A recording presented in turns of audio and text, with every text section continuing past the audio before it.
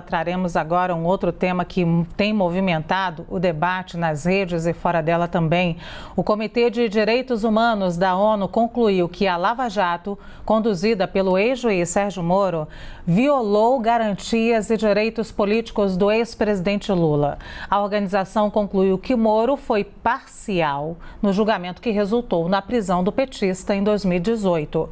No ano passado, o Supremo Tribunal Federal aceitou recursos da defesa e anulou as condenações que tinham sido impostas ao ex-presidente Lula. O STF também considerou Moro suspeito nos casos que envolveram o ex-presidente. Em resposta à organização, o ex-juiz Sérgio Moro disse que sempre agiu aplicando as leis e que a sua decisão foi confirmada pelas instâncias superiores. O ex-juiz também respondeu que a conclusão do comitê foi baseada em um grande erro do judiciário e que nunca houve perseguição ao ex-presidente Lula.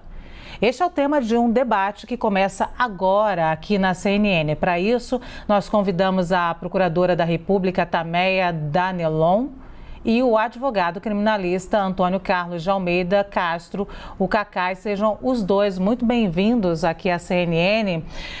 Antes de mais nada, queria falar um pouquinho sobre as nossas regras. Temos por premissa aqui na CNN o equilíbrio de fala dos nossos convidados, então, por isso, cada um vai ter cerca de 2 minutos para resposta e réplica, para que eu não seja indelicada. Não quero ser, interrompo os senhores. Temos uma sinalização. Quando o tempo estiver acabando, a minha imagem vai aparecer na tela. Dito tudo isso, apresentamos os fatos. Vamos às declarações dos personagens envolvidos nos episódios. A começar pelo ex-presidente Lula, que durante a entrevista a uma rádio de Recife, ele disse que, abre aspas, a decisão de não me deixar ser candidato, de me prender, ontem, a ONU deu um chute nisso e mostrou a pouca vergonha que foi feito para evitar que o Lula fosse presidente da República em 2018. Fecha aspas. A minha pergunta é: a condenação do ex-presidente Lula teve motivação política? Doutora Tameia, a senhora primeiro. Boa tarde, advogado Cacai, boa tarde a todos. Bem, não teve nenhuma motivação política, porque a Operação Lava Jato não era uma operação de política, era uma operação de polícia. Foi constatado inúmeros desvios da Petrobras e de outras estatais e os investigados, os envolvidos foram devidamente investigados, foram processados e foram condenados. No que se refere ao ex-presidente Lula, a despeito do julgamento desse comitê, que na verdade é um comitê formado por experts independentes, não é da ONU propriamente dita, entendo que foi um julgamento completamente jurídico. Assim como ele teve a ampla defesa assegurada durante o processo, ele foi condenado não só pelo juiz Sérgio Moro, ele primeiramente foi condenado em primeira instância. Essa decisão foi revista pelo Tribunal Regional Federal da 4ª Região, onde 3 desembargadores entenderam que ele cometeu crimes de corrupção, cometeu crimes de lavagem de dinheiro, inclusive aumentou a sua pena. E esse mesmo julgamento também foi mantido pelo STJ, que é o Superior Tribunal de Justiça, que é a 3ª instância, inclusive com ministros indicados pelo próprio governo petista. Então, seria uma falácia de que houve uma perseguição política, que houve um julgamento político. As atividades tanto da Polícia Federal como do Ministério Público Federal e outros inúmeros órgãos constataram que havia evidências, que havia provas da prática de inúmeros crimes. O que o Ministério Público Federal fez? Cumpriu seu dever constitucional e processou não só o ex-presidente Lula, como outras pessoas. E coube ao Poder Judiciário o julgamento. Então, quando esse comitê, que é um comitê que não conhece as regras do direito nacional, do direito brasileiro, eu entendo que essa decisão poderia até comprometer a própria soberania nacional. Não vejo necessidade de ter um outro órgão revisor, de ter uma 5ª instância. Então, analisando as regras nacionais, e do que vigorava era a lei da ficha limpa, que proibia que pessoas condenadas em segunda instância se candidatassem, não houve qualquer tipo de julgamento político. Cacai, é uma falácia de que houve perseguição política, como diz a Tameia? Então, foi um julgamento não político, esse do ex-presidente Lula? Boa tarde, Luciana. Boa tarde, Paula, a todos os nossos ouvintes. Boa tarde, Tameia. Olha, é inacreditável um membro da Força Tarefa ter hoje ainda a coragem de dizer que é uma falácia.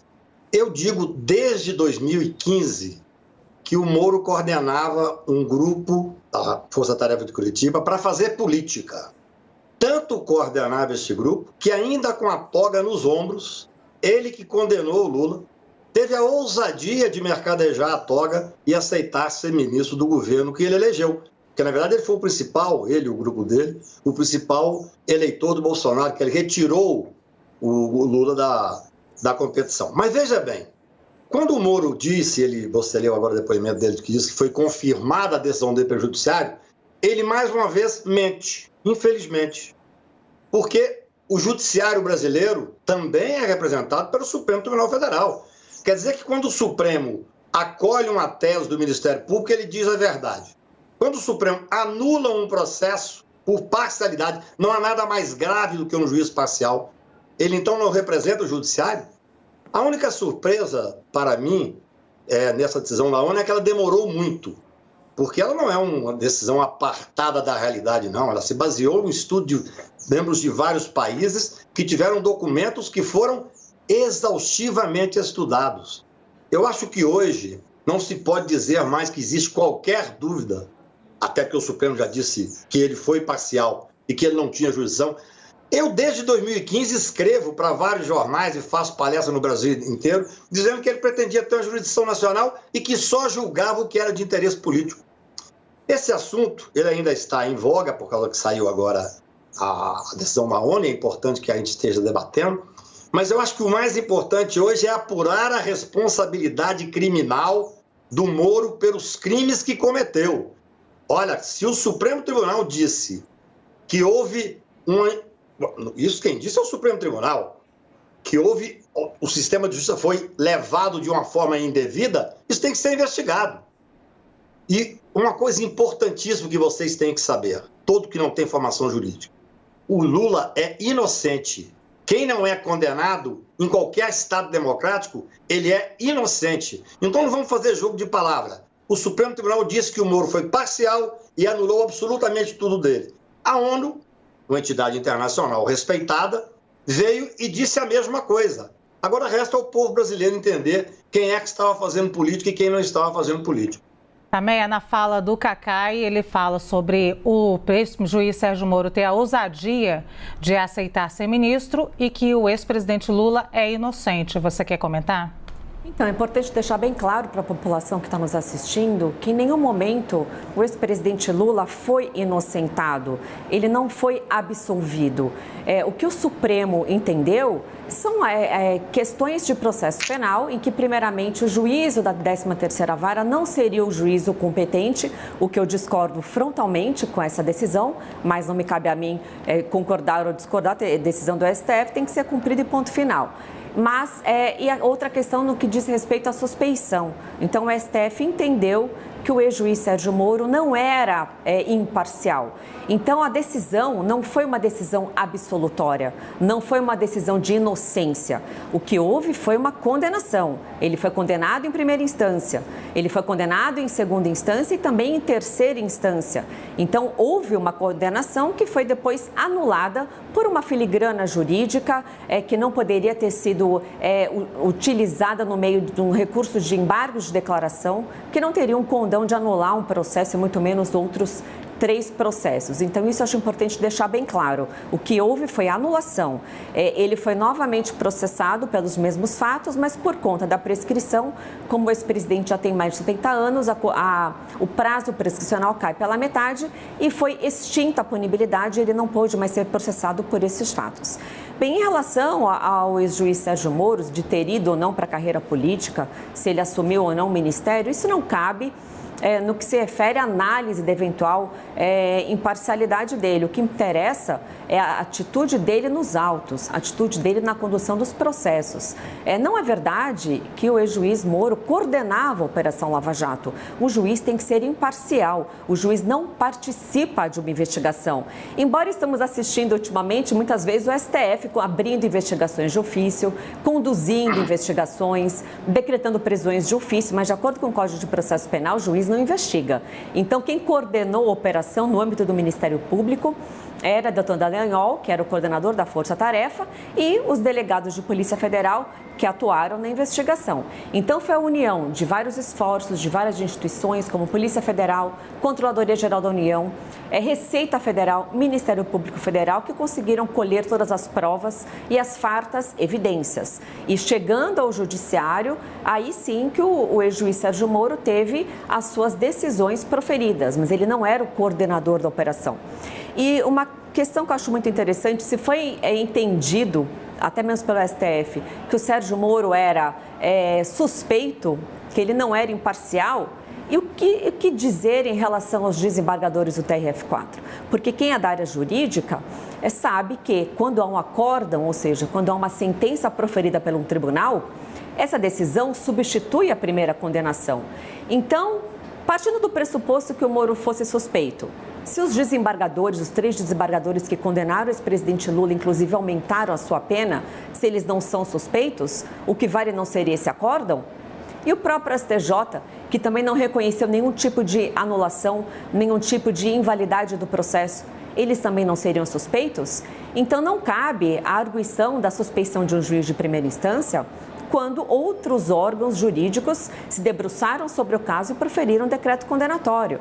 E o que nós temos vendo é que o objetivo era, de fato, terminar com a Operação Lava Jato, porque recentemente foi anulado um outro processo de outra juíza, a juíza Gabriela Hart, anulado os processos também de outras jurisdições, como no Rio de Janeiro. Então, o que se percebe é o sistema contra-atacando para manter o status quo de corrupção e de impunidade desenfreada. Cacai, 2 minutos para as suas considerações, porque eu ainda tenho mais uma pergunta. Doutora, também eu respeito muito a senhora e admiro muito o seu currículo. Agora, a senhora fala que quando o tribunal revoga a decisão do juiz, ela deixa de existir. E quando o Supremo Tribunal Federal do país diz que é parcial, isso não tem validade? Sabe o que é a parcialidade, para você que não é advogado e está nos acompanhando? É você levar um filho para a discussão da guarda de um filho para audiência amanhã e descobrir na noite anterior que o juiz combinou com o promotor e com o advogado do outro lado para levantar tal tese porque vai tirar da guarda de seu filho. Isso aqui é a parcialidade.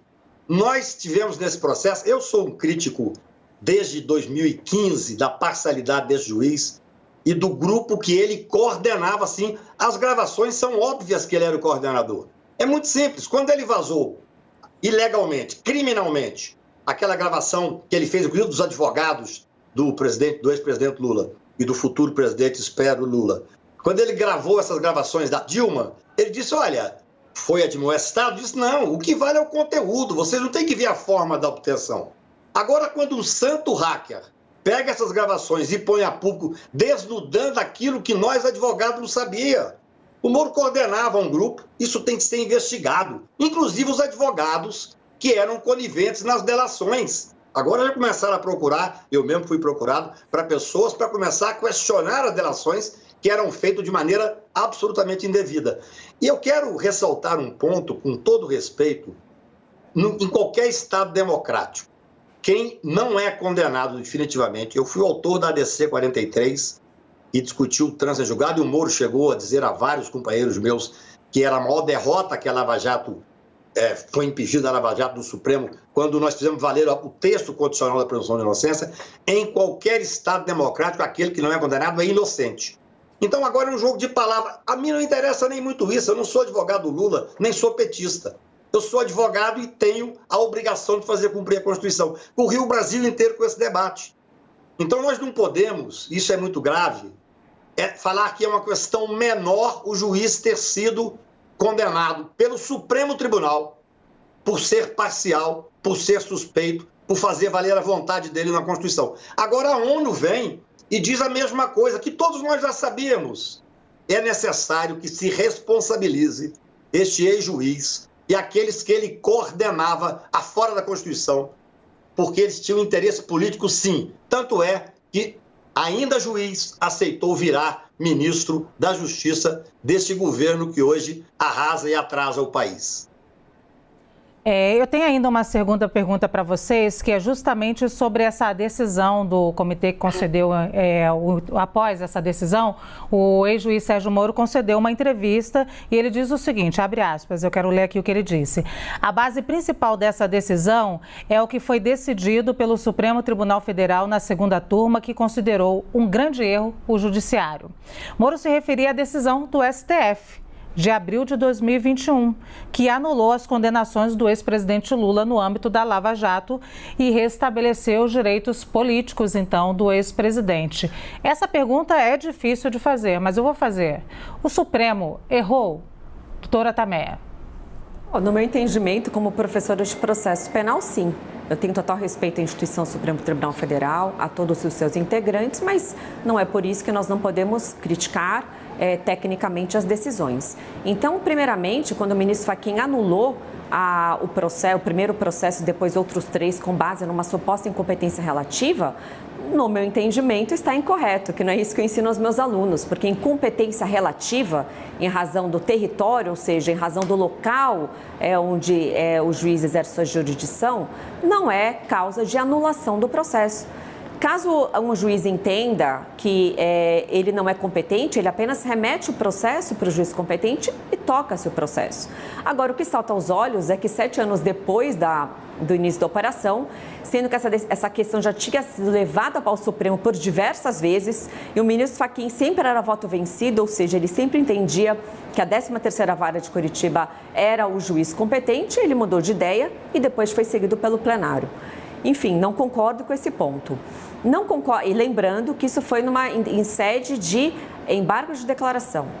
E o segundo ponto, a questão da suspeição, claro que é grave um juiz ser suspeito, claro que é grave um juiz ser parcial, mas no direito nós temos a chamada exceção de suspeição, que é como se fosse, para ficar claro para quem está nos assistindo, um recurso contra o juiz. E tem um modo de proceder, tem um procedimento previsto no Código de Processo que diz que tem que ser dada a possibilidade do juiz se manifestar, se ele é suspeito ou não. E isso, desde o começo do processo, foi alegada essa suspeição, mas todas as instâncias rechaçaram, diziam que ele não era um juiz parcial. E no STF também foi uma decisão que não seguiu os ritos do Código de Processo Penal e entendeu que era um juiz parcial. Agora, depois de tanto tempo de uma operação, eu não vejo sentido algum, não vejo razoabilidade lógica e nem base jurídica. Cacai, o Supremo errou? Não, o Supremo não seguiu o Código de Processo Penal de Curitiba. Acontece que esse grupo de Curitiba, com todo o respeito, coordenado pelo Moro, tinha um Código de Processo Penal próprio, que julgava que podia ser parcial, que podia ter uma jurisdição nacional. Agora, é muito interessante, quando o tribunal o tribunal da 4ª Região apoia uma decisão do Moro, não, o tribunal apoiou. Quando o Supremo Tribunal Federal vem e anula, diz que é parcial, diz que foi suspeito, eu acho que ninguém tem dúvida que ele foi suspeito e ninguém tem dúvida que ele foi parcial. É quase impossível, depois de conhecer o que eu já conhecia muitas coisas, eu advogo desde o primeiro dia nessa operação. Em 2015, eu escrevi na Folha de São Paulo um artigo chamado Que País Queremos? Está lá, já acusando tudo isso. Agora, o que nós temos a lealdade de dizer, no meu ponto de vista como operadores do direito, é que é necessário ter segurança jurídica. O Supremo Tribunal deu uma decisão, como a doutora Tameia disse muito bem, no caso do Fachin, que é um ministro que a grande maioria das decisões foi favorável ao Lava Jato. Quando ele foi contrário, ele passou a estar errado. Nós temos que ter a humildade de cumprir e de respeitar não só a Constituição, mas os poderes constituídos no Brasil. Eu tenho a convicção, eu sou advogado, posso dizer isso sem incorrer no risco que disse lá o Deleol quando disse que ia denunciar porque tinha convicção. Eu acompanho o Supremo Tribunal Federal. O Supremo Tribunal agiu corretamente. Demorou. Assim como a ONU demorou a julgar agora. Nós temos que ter segurança jurídica. Como é que nós podemos conviver com um juiz que ele fez uma instrumentalização do Poder Judiciário e parte dos procuradores? Olha que eu tenho um profundo respeito pelos procuradores, tenho amigos queridos e tenho absoluto respeito pelos juízes federais do Brasil. Tem mais de quase 20 mil juízes. Acredito que, no meu ponto de vista, o Moro desonrou o Poder Judiciário ao aceitar ser ministro daquele cidadão que ele foi o principal eleitor, ele esbofeteou o Poder Judiciário. Então, é extremamente simples. A palavra final é do Supremo Tribunal Federal e eu não tenho dúvida nenhuma que ele agiu corretamente porque ele cumpriu a Constituição e cumpriu o Código de Processo Penal. Não o Código de Processo Penal de Curitiba, o Código de Processo Penal que atinge a todos nós brasileiros. Assim como a ONU agora veio exatamente fazer o mesmo julgamento. Infelizmente, o nosso tempo acabou. Eu agradeço aqui à Procuradora da República, Tameia Danelon, e também o advogado criminalista Antônio Carlos de Almeida Castro. O Cacai, obrigado aos dois aqui por esse debate alto nível. Eu que agradeço. Obrigado a vocês. Um abraço, doutora Tameia, um abraço. Abraço, Cacai.